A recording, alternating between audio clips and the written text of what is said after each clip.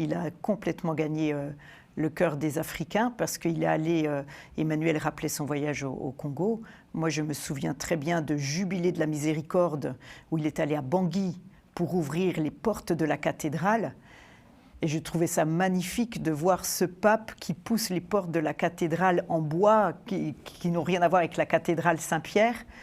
On se demandait si les portes allaient tenir, parce que vraiment, voilà. Mais justement, il pousse ses portes et c'est le Jubilé de la Miséricorde. Et après, quand il va sur sa papamobile, il est suivi par les personnes de Bangui, les Centrafricains qui le suivent, qui disent « Vive Pape François ».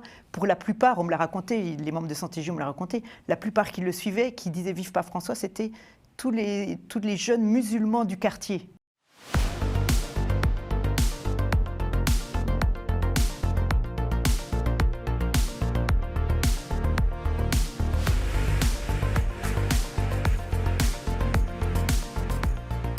Bonsoir à tous. Le pape François est mort ce lundi 21 avril au petit matin après 12 ans de règne à la tête de l'Église catholique. Que retenir du pontificat du pape François? Avec quoi s'étouffe désormais l'Église catholique? Qui sont ses principaux successeurs? Pour en parler, je reçois Valérie Régnier, responsable de Saint-Égidio en France. Bonsoir. Bonsoir. Et en duplex, Emmanuel Dupuis, président de l'IPSE, habitué de la maison. Bonsoir Emmanuel. Bonsoir, bonsoir Carline, bonsoir Valérie et bonsoir aux téléspectateurs et téléspectatrices. Valérie, comment avez-vous accueilli cette triste nouvelle? Beaucoup de douleur d'abord, parce que c'est toujours douloureux de se réveiller. Non, j'étais déjà réveillée, mais d'entendre la nouvelle et de ne pas savoir si c'est une réalité ou pas, puisque nous sommes dans un monde aussi où il y a beaucoup de nouvelles aussi fausses. Et donc voilà, un moment un peu d'effroi. Mais ensuite, j'étais très heureuse j'ai compris que Pape François voulait absolument vivre la résurrection avec nous, avec le peuple de Dieu. Il est venu, alors qu'il était déjà encore très souffrant, le dimanche matin à la Loggia. Il nous a souhaité joyeuse Pâques à tous. Et il a fait son tour de papamobile qui n'était pas prévu. Donc voilà, il voulait absolument être avec le peuple de Dieu, il l'a été. Et on a pu fêter Pâques ensemble, c'était le principal. Ouais, je pense qu'on verra les images de cette dernière apparition du pape François ce dimanche de Pâques. Emmanuel, et vous? Là, pareil, la sidération, évidemment, pour la triste nouvelle, qui était une nouvelle auquel nous attendions à un moment ou à un autre. Malheureusement, nous passons tous de vie à trépas, mais avec la force du symbole, la présence importante du pape sur la place Saint-Pierre, le message important qu'il n'a pas dit, mais qu'il a lu, qui a été lu par son camerlingue, je crois, message Urbi et Orbi, où il a rappelé l'espérance, la paix, en fait, ce qui colle très bien, et je crois que Valérie acquiescera à cette idée, avec cette notion des 3 P qui était au cœur de ce que Saint-Égidio prodigue, c'est-à-dire la paix, la prière et les pauvres, ou la manière de s'occuper des plus miséricordieux. Je crois que ce pape aura été pendant ces 12 ans le pape de la miséricorde, et je crois encore une fois qu'il faut se rappeler toutes ses actions, tout ce qu'il a pu achever, ou pas d'ailleurs, ou commencer mais pas terminer. Mais je crois qu'effectivement nous étions tous dans l'attente malheureusement de cette triste nouvelle. Alors évidemment un peu sidéré parce qu'on a vu le pape rencontrer très furtivement le vice-président J. Evans, on a vu le pape à la Loggia, on était rempli d'espoir ou en tout cas d'espérance, et malheureusement le sort en a décidé autrement. Mais quel très belle comment dire, symbole que le pape décède au moment de la résurrection du Christ, au moment où tous les chrétiens et tous les catholiques du monde célèbrent la résurrection du Christ. Vous m'avez précédé, cher Emmanuel, parce qu'on parlait du bilan du pape François, c'est l'actualité du moment. Certains commentateurs décrivent ce pape comme un réformateur, un pape progressiste. Est-ce que vous partagez ces propos, Valérie? Alors oui, dans le monde d'aujourd'hui, on aime que le pape soit progressiste ou réactionnaire ou autre. C'était un pape avant tout. Et comme l'a dit Emmanuel, c'est-à-dire il a ouvert énormément de chantiers. C'était un pape de processus.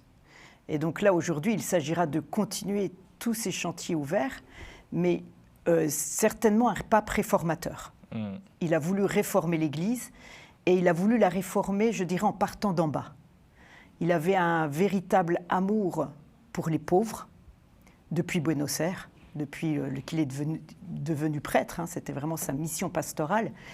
Et de là, il a voulu vivre son épiscopat et puis son pontificat à partir des pauvres. Et donc à partir des pauvres, ça veut dire quoi? Ça veut dire vivre avec eux, comprendre leur misère, comprendre tout ce qui se passe dans le monde. Et c'est pour ça qu'il a autant travaillé pour la paix.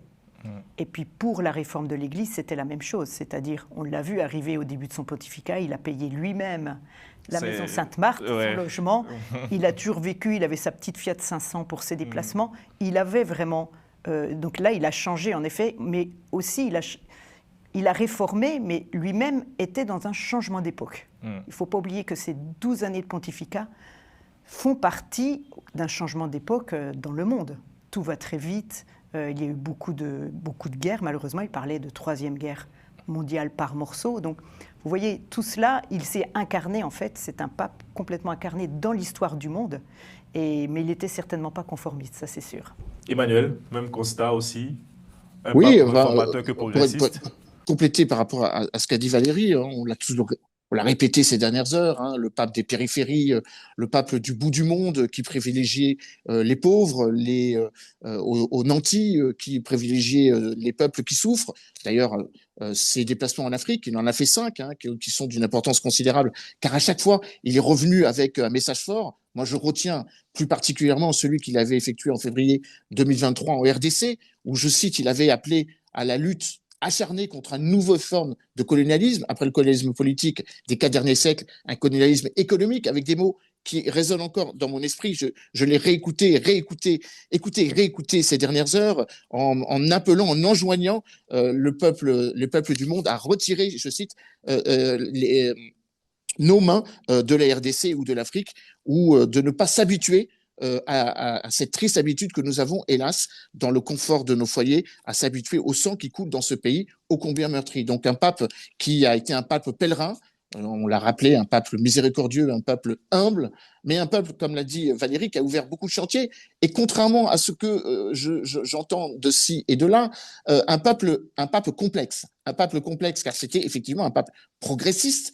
Il tient de ça, évidemment, par rapport à son origine géographique argentine, et aussi sa filiation aussi jésuite, d'une certaine manière, on pourra en débattre, mais un pape qui a aussi eu une forme de conservatisme. Il faut quand même se rappeler que le pape est l'évêque de Rome, que c'est le berger de 1,4 milliard d'habitants sur cette planète, et que parfois il a eu des discours peut-être à l'encontre de ce que les progressistes d'ici, de la rive nord, pense par rapport à la rive sud. Je pense notamment à son encyclique Dignitas Infinita d'avril 2024, pour rentrer un peu plus dans les détails, où il est quand même un peu moins progressiste sur un certain nombre de valeurs, contre l'idéologisation du genre, contre l'acceptation de l'avortement.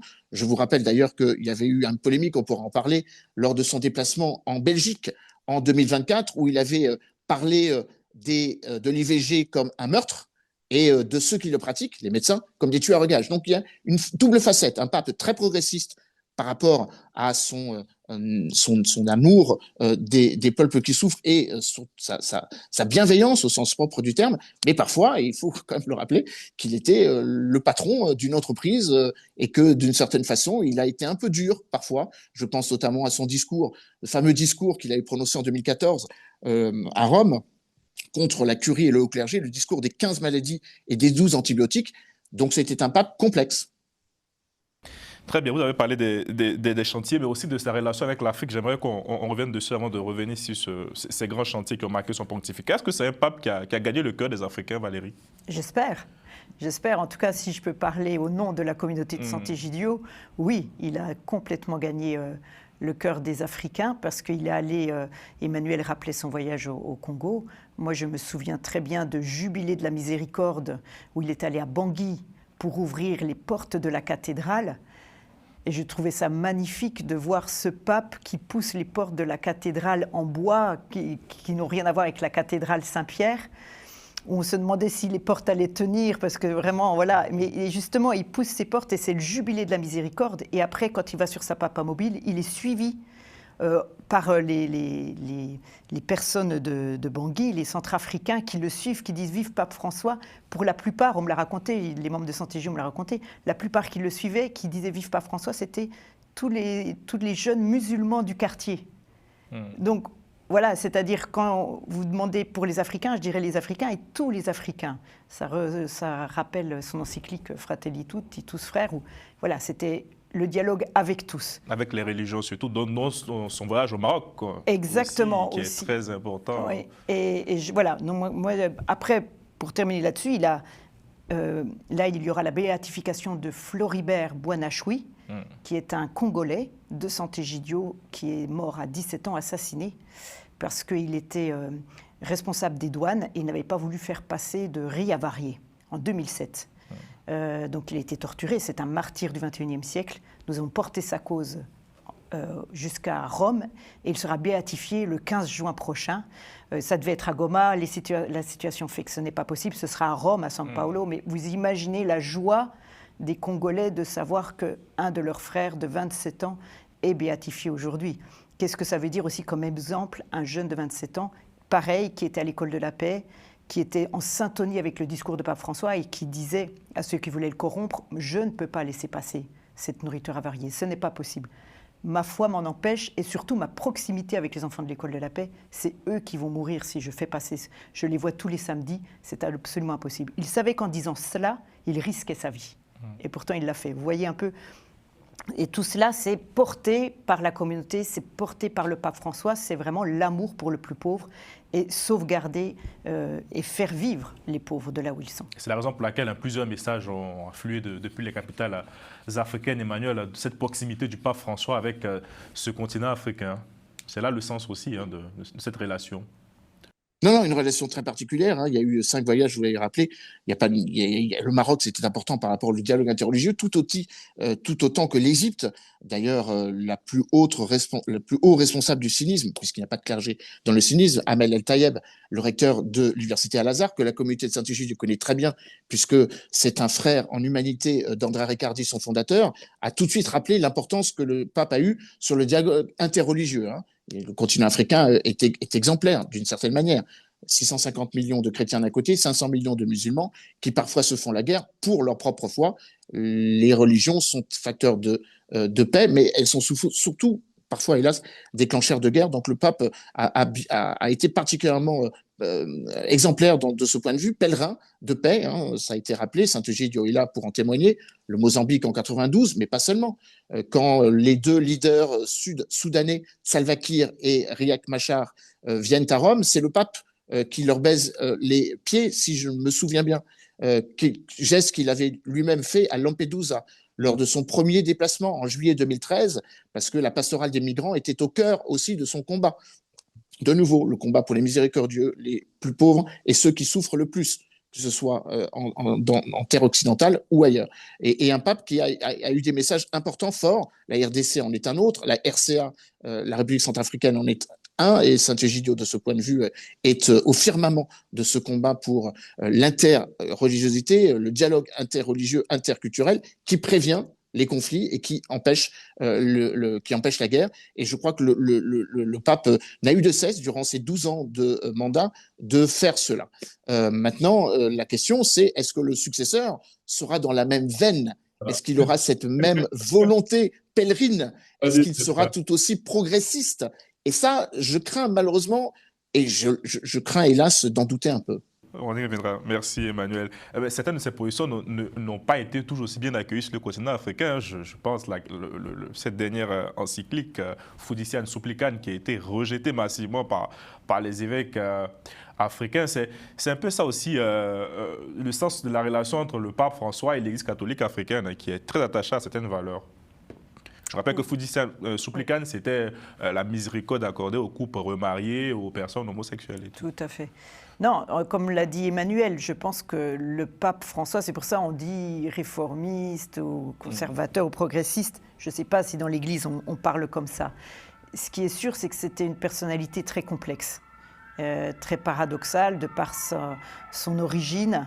Et aussi sa complexité, comme l'a dit Emmanuel, c'est-à-dire d'un côté, en effet, l'avortement, de l'autre, les couples homosexuels, mais il avait ce désir avant tout de rejoindre l'autre, dans sa marginalité. Et quand on parlait de pauvres, les pauvres, c'est qui ? C'est aussi ceux qui se sentent en marge. Et donc, dans une société occidentale, il y a aussi des personnes en marge. Et je pense qu'il a connu cette société-là aussi. Et il avait cet amour pour les marges. Quand il a parlé aussi de la culture du rebut. On pourrait parler aussi des personnes âgées. Qu'est-ce que ça veut dire de protéger ces personnes âgées qui sont seules dans son opposition à la fin de vie. Voilà, on pourrait en se parler en Afrique. On voit bien qu'en Afrique, ce n'est pas si évident aussi de vivre avec les personnes âgées, de quelle manière et tout. Donc oui, il a eu, je pense, un rapport, mais pas seulement avec l'Afrique, si je puis me permettre. Je pense d'une manière générale, de par ses positions très complexes, on se retrouvait face à un paradoxe parfois, à une contradiction. Mais ce n'est pas grave, la contradiction. C'est la vie. Emmanuel? Je partage tout à fait ce qu'a dit Valérie, évidemment. Mot pour mot, virgule pour virgule. Je rajouterai encore une fois que le pape a été constant dans sa volonté de réforme. Je crois que là, on peut le dire. C'est un pape qui a voulu réformer en 12 ans de pontificat. Une féminisation des dicastères. Les dicastères, ce sont les ministères. En 2022, il a nommé 3 femmes à la place de 3 hommes. Plus une 4e, la directrice des musées pontificaux, ce qui était déjà une révolution. Mais ce qu'il a été tout autant, c'est la nomination d'une sœur que l'on connaît bien en France, Yvonne Rungat, une sœur bretonne, qui, je vous le rappelle, est à la tête du dicaster des évêques, c'est-à-dire celle qui nomme les futurs cardinaux. Donc vous voyez à quel point le pape était soucieux du détail de cette réforme profonde de l'Église. Comme je l'ai rappelé, en 2014, le 22 décembre 2014, moi c'était un discours qui m'avait beaucoup étonné parce qu'il était d'une dureté contre la curie et contre le haut clergé, ces 15 maladies vénales, l'Alzheimer spirituel, rappelait-il, la rivalité, la vanité, l'indifférence aux autres, la maladie du profit mondain, la rumeur, la médisance, le commérage. Bon, là, on peut dire que c'était un pape dur, un pape conservateur d'une certaine manière, ou dans sa volonté de réaffirmer ce que doivent être les princes de l'Église, c'est-à-dire les cardinaux qui vont dans 17 jours élire parmi eux leurs futurs successeurs, des gens qui sont, des prélats qui sont avant tout doivent être au profit de ceux qui souffrent le plus. Et ça, l'Église l'avait un peu oublié durant les dernières décennies. Et justement, Emmanuel, parlons de succession. Est-ce que les Africains peuvent s'attendre à voir là aujourd'hui l'élection d'un pape africain? Quelles sont vos informations, vous qui connaissez un peu ces milieux? Vous savez ce qu'on dit sur le conclave? On entre papabilé, on en ressort cardinal. Et donc, c'est pas forcément le favori. Donc, c'est pas M. Robert Sarah qui a annoncé, parce que c'est lui qui est dans les tuyaux aujourd'hui. Est-ce qu'on peut évidemment, présenter c'est un vrai débat. Cardinal Robert Sarah? Pardon, je vous coupe. C'est un vrai débat. Oui, effectivement, il y a, par leurs origines géographiques, des Africains.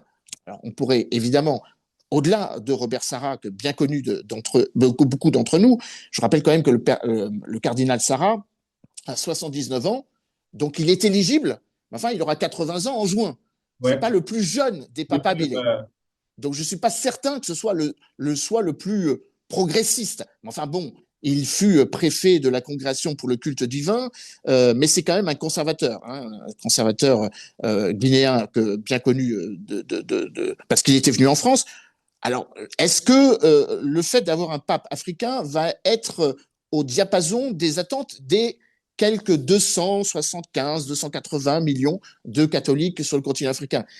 J'ai bien entendu ce que disait le Robert Sarah quand il était venu en France. Peuple de France, retourne à tes origines, terre de France, réveille-toi, en évoquant les racines chrétiennes de l'évangélisation des missionnaires français pendant la colonisation. C'est un pape qu'on ne peut pas dire très ouvert, disons. C'était cardinal, le pape. Pardon, pape. Cardinal, vous voyez, ma langue a fourché. Mais il n'y a pas.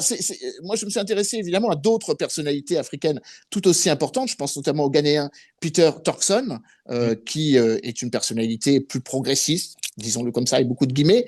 Et pourquoi pas, puisque il faut que les conflits de ce monde trouvent des voix fortes. L'archevêque de Kinshasa, Fridolin Ambogo Besungu, qui serait un bon symbole, et d'une certaine façon, qui viendrait rappeler les administrations qu'avait fait le pape. Mais je crois surtout qu'on peut parler au sud, on peut parler à désormais plus de 40-50% des chrétiens, des catholiques dans le monde qui se trouvent au sud de notre continent, sans forcément être africains. Et là, Matteo Zuppi, hein, notre cher cardinal archevêque de Bologne, qui est un membre de Sant'Egidio et qui est au cœur, donc le président de la conférence épiscopale italienne depuis 2022, donc au cœur de ce que la communauté vante, les 3 P, la prière, les pauvres et les P, ferait un excellent cardinal.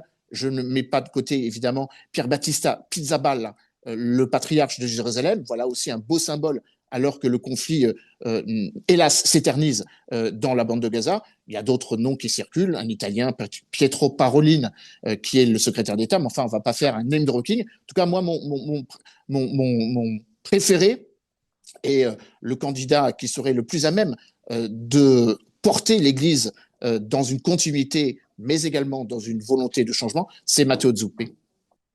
Il n'y a pas de français, il n'y a pas le cardinal Aveline. Si, il y a un français, pardon, bien sûr. Il y a deux, évidemment. Mais... Comment l'oublier, Jean-Marc Aveline, l'archevêque de Marseille. Le pape était très impressionné de son déplacement en septembre 2023 dans la cité phocéenne. Et l'archevêque d'Ajaccio, qui est le candidat de Romain, notre réalisateur. je donne le scoop. Non, mais Aveline, juste avant de terminer, Jean-Marc Aveline a un avantage, c'est qu'il est aussi empreint d'humanité en ce qui concerne les migrants. Et ce déplacement à Marseille avait été placé sous cette